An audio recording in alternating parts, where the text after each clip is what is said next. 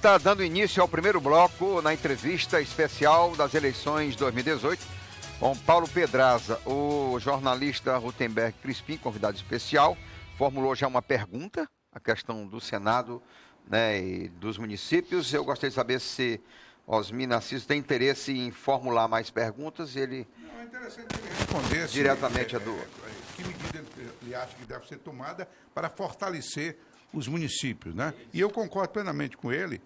Hoje existem os municípios totalmente empobrecidos, né? Os estados pobres e municípios miseráveis. O que é que o senador pode fazer para os municípios? Bem, na sua visão, já que você tem uma experiência tão larga em lidar com os municípios. Né? primeiro eu penso que tem que fortalecer os municípios e nós temos que fazer um Brasil grande e diminuir Brasília. Brasília hoje tem uma arrecadação centralizada.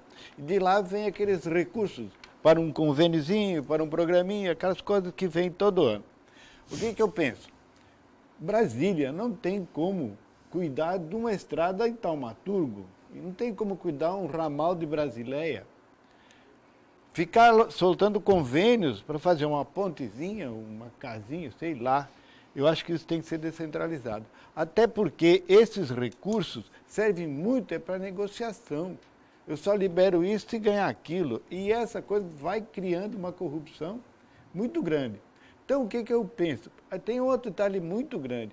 Cada vez que o município tem que prestar conta de 50 mil reais, ele tem que mudar para Brasília.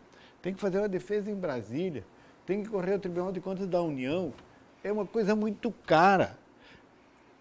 Se tiver um convênio de 120, 130 mil para comprar um remédio, primeiro vem o Ministério de Brasília, vai lá em Taumaturga, Porto Valdo, qualquer município que seja do estado, e toma as contas. Faltou 20 mil reais. Entra com um processo. Chama a Polícia Federal para ver se houve crime. Aí vem a CGU e vai lá fazer um levantamento. Aí volta, aí abre um processo na Polícia Federal, um processo no Tribunal de Contas, outro processo no Ministério. Isso é uma coisa muito longe. Aí quando o seu município ganha na primeira, recorre para a segunda instância e o prefeito nunca consegue, quando chega na terceira, porque o Ministério Público recorre sempre, o prefeito já gastou muito mais se ele tivesse devolvido. Candidato, é interessante a sua resposta, porque é o seguinte, o município, você lida com pressões de contas. Por exemplo, você citou que faltou 20 mil na pressão de conta. Nem sempre os 20 mil que faltaram, houve dolo ou não houve dolo, ou é desorganização, falta de competência. O que é que acontece com os prefeitos, que a gente vê prefeitos honestos, hoje com problemas, né? Às vezes, a justiça. Às vezes, uma nota rasurada, às vezes uma falta de um extrato, às vezes a falta de uma cópia de cheque não vai completar, não vai comprovar. E aí abre-se processo. Bom, mas espera, agora vamos ver como é que se pode fazer Sim. para que isso aconteça. Primeiro, nós tivemos aí na mídia as loucuras do Bolsonaro. E lá está a 8ª loucura que diz assim, Brasil grande e Brasília pequena. Para isso temos que fazer um novo Código Tributário. Nós temos que abrir essa caixa preta dos recursos e começar a aumentar a receita dos municípios para que eles escolham o que é bom para ele e como ele quer fazer. E aí as prestações de contas sejam encaminhadas ao Tribunal de Contas do Estado. Por que uma prestaçãozinha porcaria tem que ir a Brasília com 4, 5, 6 recursos? Então vai simplificar muito para o prefeito. Ele não vai ter esse desgaste político. E aí a população, às vezes, olha gente, às vezes a reforma de uma ponte é um soalho de uma ponte. Se for um município, com R$1.000 ele compra o óleo, coisa a população faz. Se for a União, convênio da União, tem que licitar, tem um monte de coisa que vai custar R$50 mil. O Senado pode alterar a legislação, a reforma tributária passaria pelo Senado, né? Essa é uma proposta fazendo uma reforma tributária e redistribuindo os municípios, esses recursos. Um outro detalhe que passa desapercebido, eu acho que ninguém... A lei de responsabilidade fiscal. Votaram lá que é 54% da receita corrente líquida. Mas ninguém sabe como é... Acho que quem votou não sabia como é que se formava a receita corrente líquida.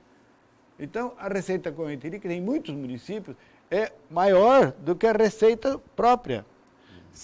E as receitas que vêm da União são quase que 100% para pagar pessoal. Então, se ela pagar Mas, Pedrazzi, pessoal... só fazendo uma ligeira interrupção, explica para o telespectador o que é a receita corrente líquida. Para ele poder entender bem a diferença que você quer fazer. A receita corrente líquida é tudo aquilo que vem, que não é para construção, para obras. Aquilo é tudo receita corrente líquida, para compra de material, para pagar pessoal, impostos, tudo é receita corrente líquida. Do fundo de participação dos municípios? Não.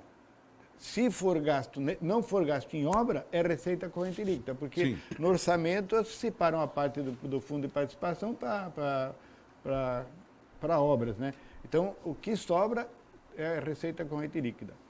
E a União, quando manda para fazer os programas dela, como médico da família, agente comunitário, manda só para pagamento de pessoal. E esse valor, às vezes, supera os 50%. Automaticamente, se ele gastar tudo com o pessoal, 50% já é receita corrente. E o que sobra para a prefeitura é 4%. Aí entra... Então, se fizer uma reforma e se mandar esse dinheiro para os municípios e a União ficar só fiscalizando, num programa como tem as nações mais desenvolvidas, tomando conta dos grandes projetos da nação, dos rumos que o país tem que tomar, meu Deus do céu, vai ficar muito mais barato e muito mais simples. Muito bem, Narciso. Pedrazzi, eu estou na expectativa de no próximo ano começar a receber informações partindo do senador Paulo Pedrazzi. Obrigado. São meus votos. Agora acontece o seguinte, essa Constituição, quando é elaborada no Pacto Federativo, deixava 70% das receitas na mão da União, 20% em poder dos estados e 10% para ser distribuído entre os 5.568 municípios. Então, a partir daí, você já vê que a repartição está profundamente desigual. Até porque o cidadão não mora na União nem no Estado, mora no município. E ao município compete. Olha os desafios. Pavimentação de rua, coleta de lixo, cuidar da educação primária, que é... Ensino fundamental. O desafio da política educacional do Brasil não está na formação do nível superior. Até porque, Osmir, eu vi a semana um dado que eu fiquei profundamente triste. 4% dos nossos diplomados, Gutenberg, com curso superior, foram considerados analfabetos funcionais. Quer dizer, aí nós estamos... Quer dizer, se gasta no Brasil mais com recurso com educação de nível superior do que inferior. Aí você se propõe ser senador da República. E a saúde é municipalizada, atendimento básico. E a saúde, o atendimento primário, o chamado de baixa complexidade, Todo é no de município. competência Do dos município. municípios. Então, com isso, todos os municípios se encontram em estado pré-falimentar, alguns deles já em estado falimentar. Aí o Senado da República, se você verificar no artigo 52 da nossa Constituição, é senhor de poderes quase que absolutos. Inclusive, para destituir o presidente da República, que no impeachment, né, Osmir? A Câmara denuncia, mas quem julga é o Senado. Para substituir ministro do Supremo Tribunal Federal. Para julgá-los. Para julgá-los. Vitimá-los, né? E por que é que este Senado que está aí se deixou acovardar e não cuidar das suas responsabilidades? Você, senador, você se surgiria contra esse status quo? Eu, particularmente, não vou me eleger para me reeleger. Eu vou me eleger uma vez. Se eu puder, eu vou acabar, e se você inclusive, gostar da fruta? eu vou acabar, Sim. eu tenho o compromisso de acabar até com a reeleição de senador e deputado federal. Se eu puder, e eu vou tomar a iniciativa de fazer uma emenda, uma alteração com a população pedindo assinaturas para acabar com a reeleição. Porque tudo começa com a reeleição. Ele começa com 1.000, 2.000, 3.000, depois de 10 anos, já 100 mil já é pouco, 200, 500. Então, se você acabar com a reeleição, quando você for votar alguma coisa, você vota pelo que é preciso para o Brasil. Quando você não vai sair, pode ter reeleger, acontece como aconteceu esse ano. Os nossos senadores e deputados se acovardaram. Não votaram a reforma da Previdência, não votaram a reforma administrativa, não fizeram a reforma tributária.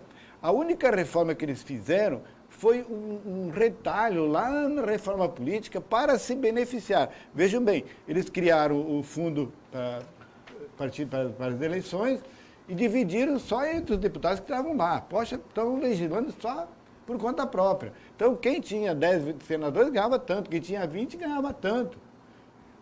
E o pior de tudo, aqueles que não tinham deputados ou senadores não ganhavam nada. Eu acho que se quiserem fazer uma eleição que seja limpa, que todo mundo possa participar em igual condição, tem que haver o financiamento público, tudo bem. Ele será repartido no dia 16 de agosto, por exemplo, hoje. Quantos candidatos estão aprovados? Tantos. Qual é o fundo de participação? Tudo igual. Aí nós teríamos uma eleição limpa, com forças iguais, apesar de que quem está no poder ainda teria um pouquinho maior. Mas hoje é a briga do Golias contra o... Ainda tem tempo de fazer pergunta aí, né? Sim. Tem tempo? Tem. Pode formular. Bem, Fica à vontade, Pedraza, colegas. você entrou na questão das reformas.